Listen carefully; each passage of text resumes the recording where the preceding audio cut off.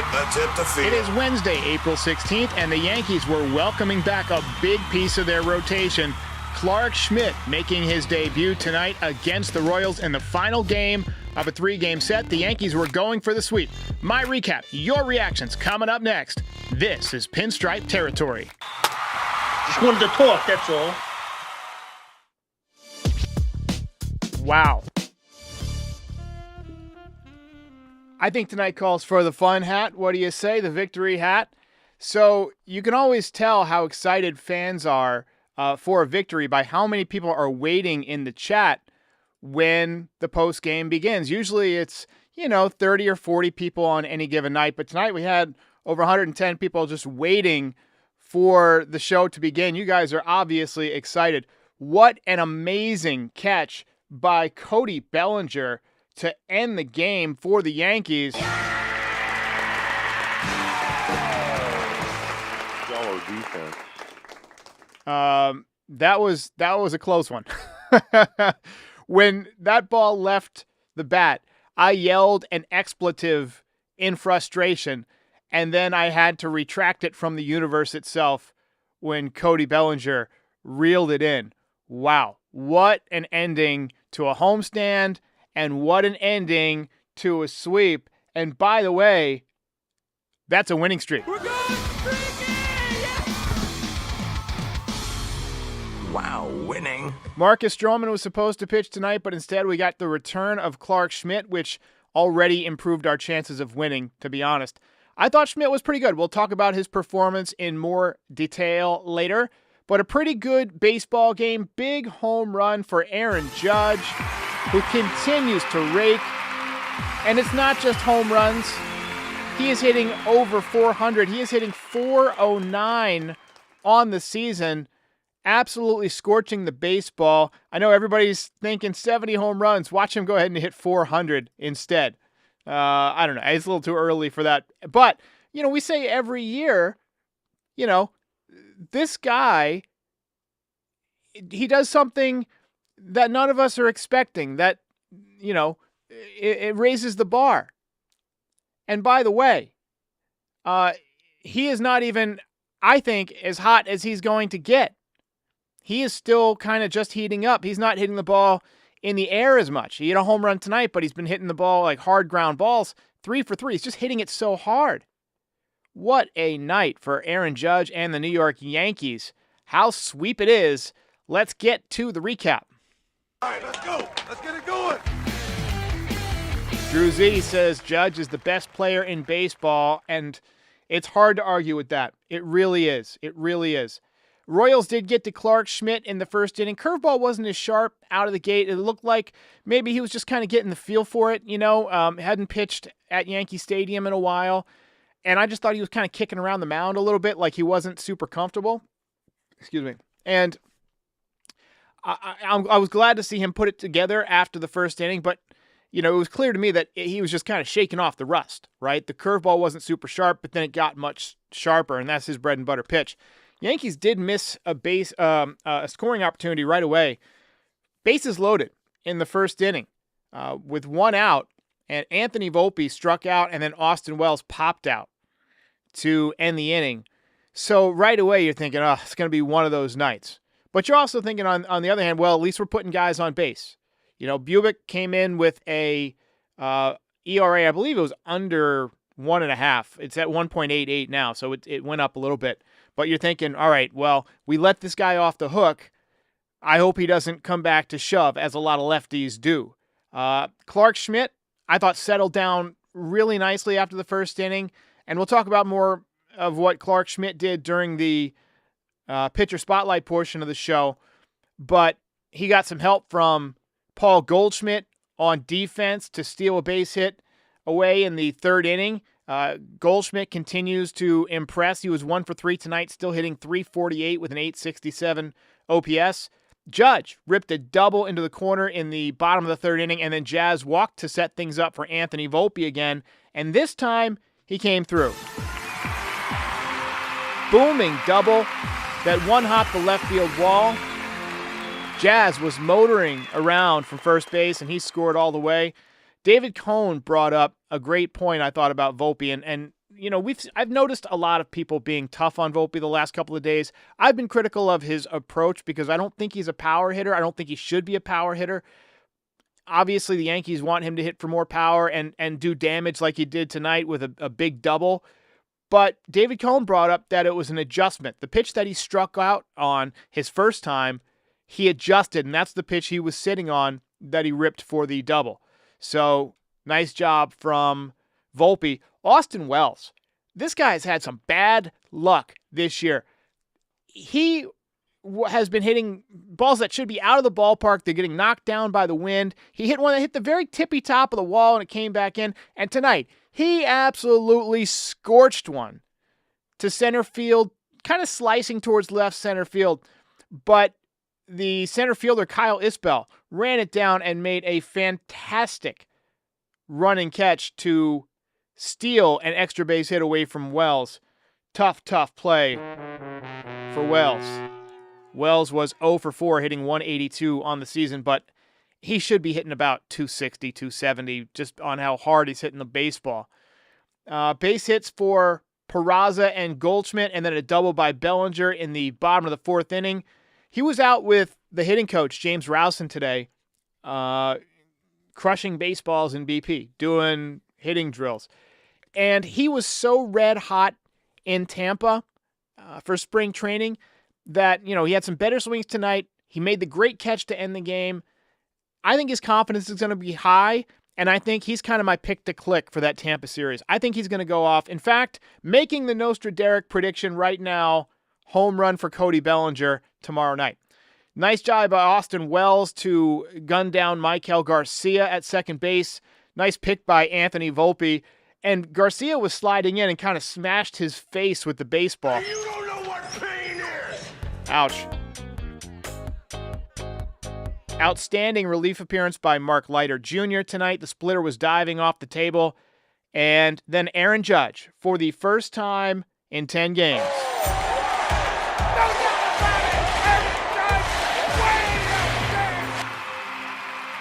Just crushing the baseball. 7 home runs on the season. 3rd hit of the game. Captain America kicking ass and taking names. Fernando Cruz threw the ball well tonight. 2 scoreless innings. And, of course, the amazing play from Cody Bellinger to end it. And the Yankees sweep. Ball game over. Yankees win. Yankees win.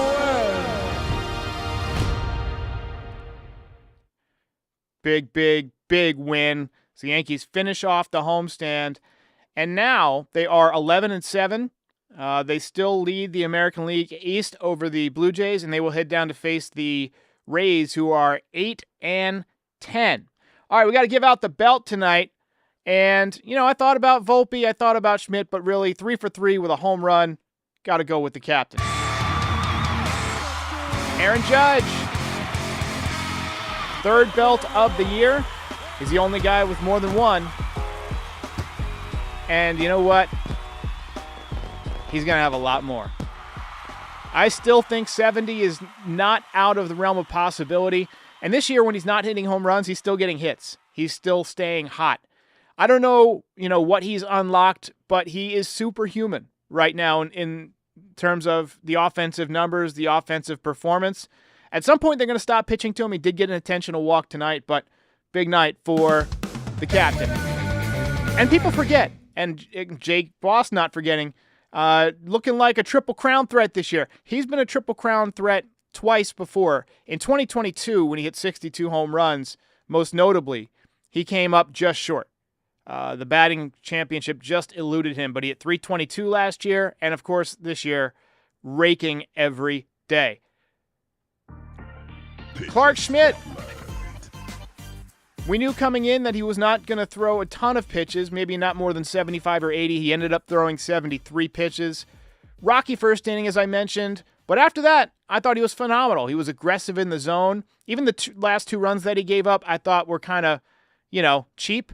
He only threw 10 pitches in the inning. Sometimes you just hit some bats, right? And one of them was on a triple, and then the guy scored on a ground out. So, I mean, that's baseball. It counts. It's an earned run. I shouldn't call it cheap, but I thought he threw the ball well tonight. 9 whiffs. He topped out at 95.3 miles an hour. Of course, he had a good year last year. 5-5, 2.85. I thought the curveball got sharper and sharper as the evening went along. He retired 11 in a row at one point, and you have to say that this was a solid performance from Clark Schmidt, and I'll take one of those next time. More of that, please. Maybe with one less run. All right, so with that, the series is over. Let's go ahead and discuss the key takeaways of. Are we getting some people saying lame that we didn't give Bellinger the belt? I'm sorry, but Judge 3 for 3 with a home run. What are you gonna do? Carrasco made a great start in Game 1. 5 innings of 1 hit, 1 run ball. I thought he threw his best game as a Yankee. Max Fried was really sharp in Game 2. He's got that ERA under 2 on the season, and I'm feeling confident every time he's out there. This series, we had the Martian breakout. On defense, he turned some heads in Game 1, and then he had 3 hits and the game-winning 3-run double from the right side in Game 2 before he knocked the shit out of himself with his own bat and had to come out of the game because he popped his own contact lens out of his face. But tonight, more growing pains. Failed to slide going into second, was called out, and did strike out 3 times. So, that's what it's going to be like sometimes for rookies. You have a great game, and then you come back to earth. It's not that easy. Aaron Judge hit his first home run in 10 games and continues to rack up hits. I would not put that Triple Crown past him. Wells, snake bit, hit the ball hard all series. I still think he's swinging the bat well. Wouldn't shock me if he does well in Tampa. He swung the bat really well down there at Steinbrenner Field as well. Obviously comfortable hitting there. And the Yankees' rotation is stronger now than it was when the series began. So that is a positive. Thomas Rafferty says, do you think Juan Soto makes that catch? Absolutely not. No chance in hell. But I don't want to keep talking about Juan Soto. I'm honestly just kind of tired of talking about Juan Soto. Go have fun, whatever. He's got home runs in the last couple of games. We're going to do our thing. We're in first place. We'll win without him. Yankees will head to Steinbrenner Field, as I mentioned, where they will face Caminero, who is absolutely red hot, but the Yankees are comfortable there. I think they might have a higher level of comfort hitting there than even the Rays, who haven't been there as long, even though they are in the middle of a long stretch of home games. Caminero, 3 home runs in the past 4 days, but their bullpen has been serving up a lot of meatballs. Time to stop throwing these fucking meatballs. Very, very thin. I think with 4 games coming up, you're going to see at least 1 or 2 of those games where the Yankees hit 4 or 5 home runs. I think that's the way it's going to go. And Shane Baz is their best pitcher right now, 9th best ERA in Major League Baseball. So watch out for him, 1.42 ERA. Players will tell you that they hate 4-game series because it's difficult to win those series. A lot of them end up as splits, but I think the Yankees can take 3 out of 4. I'm feeling optimistic. It's going to be warmer weather. Judge is due for a home run barrage now that he's got that launch angle problem figured out. And I think we're going to get some help from Cody Bellinger, whose confidence is high. Jason Dominguez has been looking good. And obviously, the Yankees are used to hitting in Tampa. So I think it's going to work out. And at least we don't have to look at Tropicana Field. Even if we get swept, that's still a positive. We don't have to hear about catwalks or look at that ugly green carpet they had. Baseball on grass, outdoors, in the sunshine. Quick word from our sponsor tonight, Harry's Razors. Their trial set is only $3. That's less than a cup of coffee, guys. That's less than a Starbucks. It'll help the show. This is the temporal version of me. I will be back in about a minute. But right now, we're going to take a look at the Monday morning version of me that recorded this ad. And then I'll be back with a few voicemails and your comments. In sports, the difference between winning and losing is often razor thin, and it's great to have an edge.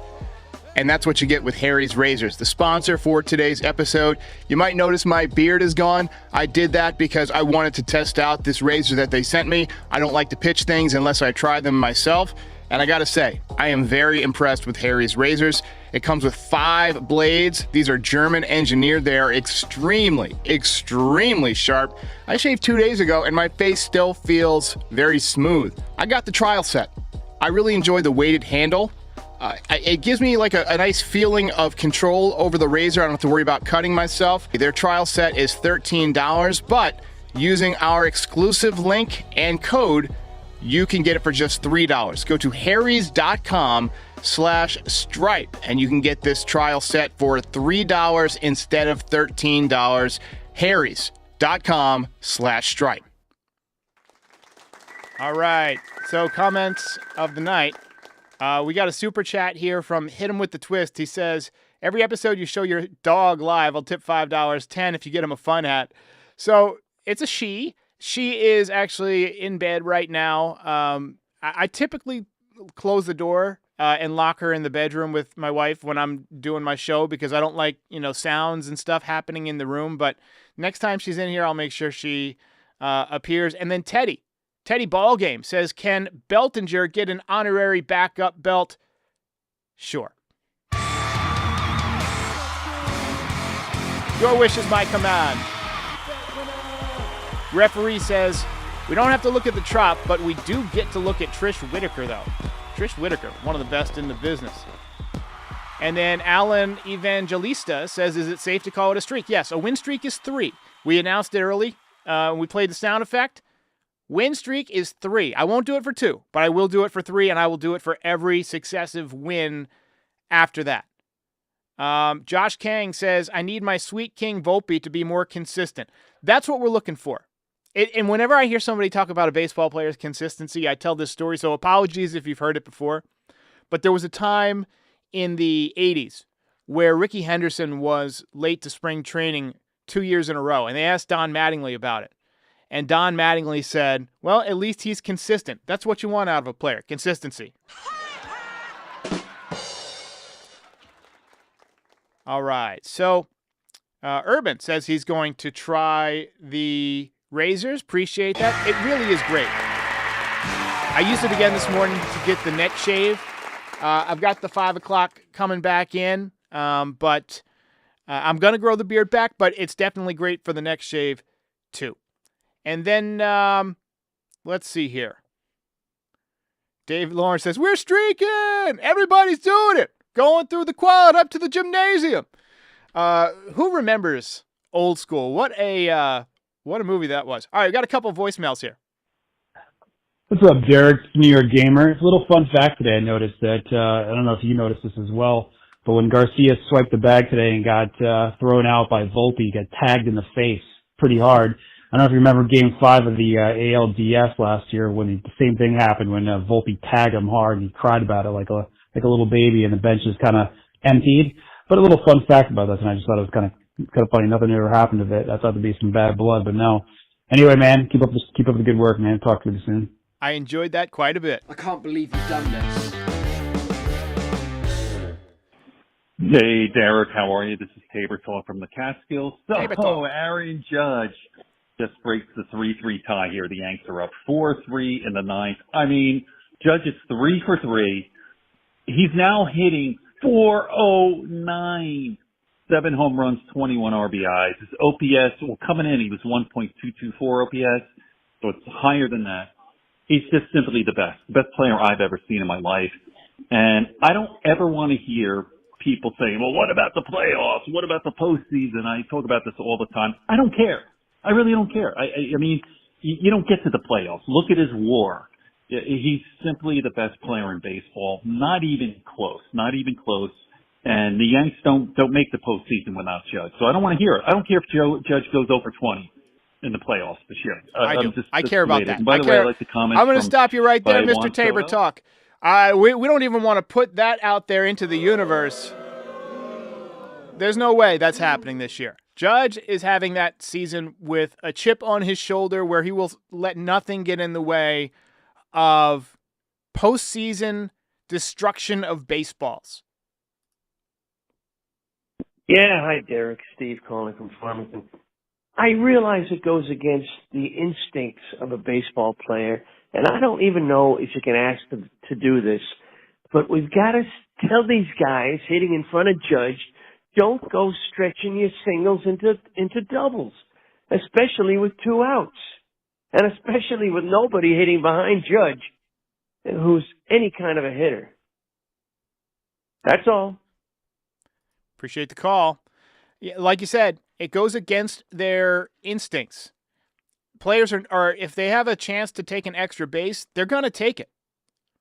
But I don't like to see Judge walked in big spots, obviously. It's something they got to figure out. Maybe you need one more bat in the lineup. Maybe that's what the answer is. Final comment here, or phone call, is about our trade capital. Derek, what's going on, man? This is Matt in South Carolina. Wanted to pick your brain about trade capital. I am very curious about Trent Grisham. I don't know. I think they're playing him a lot right now. I think he deserves to be played a lot right now. But after how little they used him last year, I think he could be a trade piece. I think him, Peraza, even Oswaldo maybe. I don't know. I think they could be grooming up some real good trade capital. What do you think? I think we got to get Alcantara, and I think Grisham could be a part of that package. Let me know your thoughts. Thank you. Oh man, as little as he plays, I mean, he's playing more this year. I really like having Grisham on the team. I mean, he's just such a smooth defender. That's not easy to come by. And he has a little pop from the left side. He'll hit the big home run. He hit a couple of clutch home runs last year. He's already got a couple of big hits this year. I don't think they want to move him. And, I mean, I could see a scenario where a team at the deadline, would need an outfielder, right? I mean, it was that year that the Yankees traded Bader at the deadline, but they were out of it. If the Yankees are still in contention, I can't see them trading anyone like that off of the Major League roster. I think they'll just make additions. I don't think they'll make a lot of subtractions that are that substantial. I think they're counting on Grisham, and I think he's done a nice job. All right, ladies and gentlemen, well, one more time, as is tradition, Yankees win. Game over. Yankees win. Yankees win. Triple Crown Watch officially on for Aaron Judge. I will see you tomorrow. We're going to do a voicemail show in the morning, and then I'll be back after the game. See you next time. Hey, while I've got you here, be sure to like the video and subscribe to the channel. Pinstripe Territory is the official Yankees podcast of the Foul Territory Network. We are home to the #1 most watched MLB postgame show on YouTube since 2021. We're here after every Yankees game and for reactions to all the best news and rumors during the offseason. Be a part of the show by calling into the voicemail 718-899-1068. Try to keep it clean for me. And if you ever miss us on YouTube, be sure and subscribe on all your favorite podcast platforms. Go ahead and rate us 5 stars. It'll help other people find the show. Thanks for watching. See ya.